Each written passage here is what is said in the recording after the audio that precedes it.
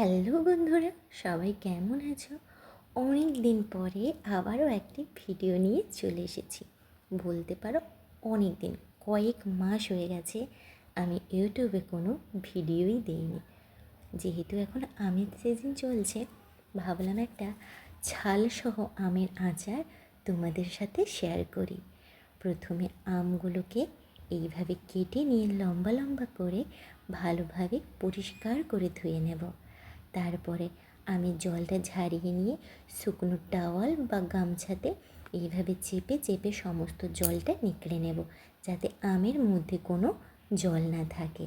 তারপরে এই আমগুলোকে ভালোভাবে হলুদ আর লবণ মাখিয়ে দেব। ভালো করে মাখিয়ে দিতে হবে, যাতে হলুদ আর লবণটা সমস্ত আমে ভালোভাবে লেগে যায়। তারপরে একে রোদে রেখে দেব।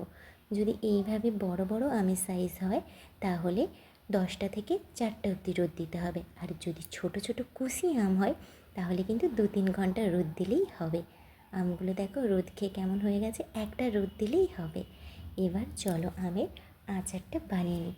শুকনো খলাইতে লঙ্কা, তেজপাতা, জিরে, পানমৌরি, সাদা সর্ষে, কালো সর্ষে, তোমরা চাইলে এক রকমের সর্ষে দিতে পারো, কিন্তু 2 রকম দিলে কিন্তু টেস্টটা ভালো হবে। আর এই যে মশলাগুলো শুকনো খলাইতে হালকা ভেজে নিয়ে এটা গুঁড়ো করে রেখে দেব। এরপর কড়াইতে সরষের তেল দেব। তেল দিয়ে 5 ফোড়ন, আদা বাটা, কালো সর্ষে, সাদা সর্ষে মিশিয়ে 1.5 চা চামচ বেটে নিয়েছি।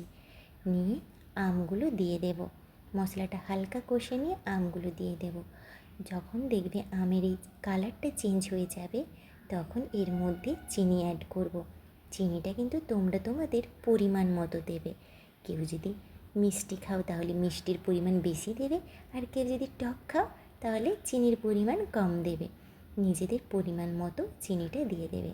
চিনিটা গলে গেলে এর মধ্যে আগে থেকে ভেজে রাখা মশলাটা দিয়ে দেব। এখানে কিন্তু আমের পরিমাণ অনুযায়ী মশলার কোয়ান্টিটি বানাতে হবে। মশলাটা দিয়ে 2 মিনিট এপাশ ওপাশ নাড়িয়ে নিলেই কিন্তু ছালসহ আমের আচার রেডি। একদম সিম্পল রেসিপি। তোমাদের যদি এই রেসিপিটা ভালো লাগে অবশ্যই কিন্তু আমার চ্যানেলটাকে সাবস্ক্রাইব আর লাইক কমেন্ট করতে ভুলো না। অবশ্যই জানিও ছালসহ আমের আচারটা কেমন লাগলো।